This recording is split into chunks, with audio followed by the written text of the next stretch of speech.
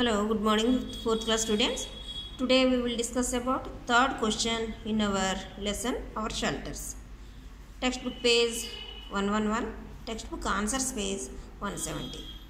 Why do people in rainy areas build their houses on stilts?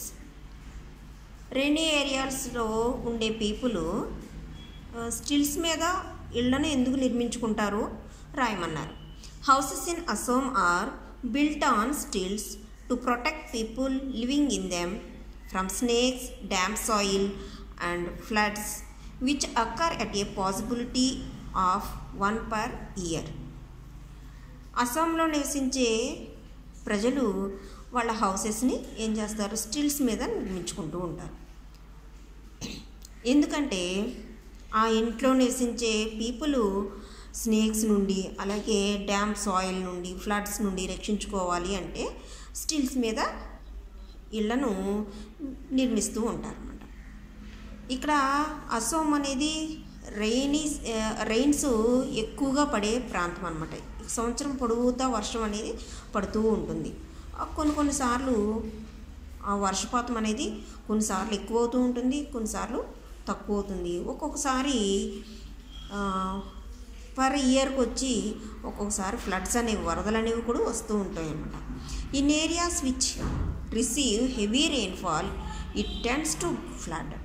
ఆ ఏరియాలో ఎక్కువగా ఎక్కువ వర్షం పడితే కనుక ఫ్లడ్స్ అనేవి ఎక్కువగా వస్తూ ఉంటాయి.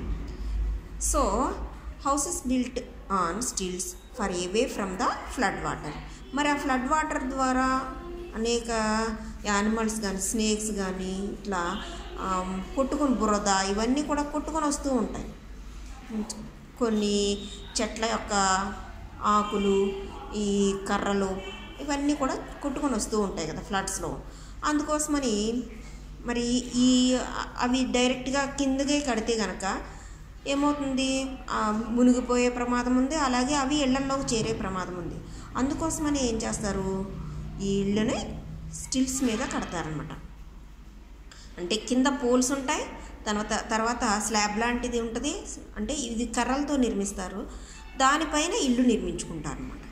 ఓకే, అందుకనే ఈ ఫ్లడ్ వాటర్ నుండి, స్నేక్స్ నుండి, డ్యామ్ సాయిల్స్ నుండి వీటన్నిటి నుండి రక్షించుకోవడం కోసం పైన స్టిల్స్ పైన ఇళ్లను నిర్మించుకుంటారు. ఓకేనా, this is your today's homework. చక్కగా చదవండి, నోట్స్లోను వర్క్ బుక్లోను రాసి ఫిల్ చేసి చక్కగా చదివి చూడకుండా రాయండి. Thank you.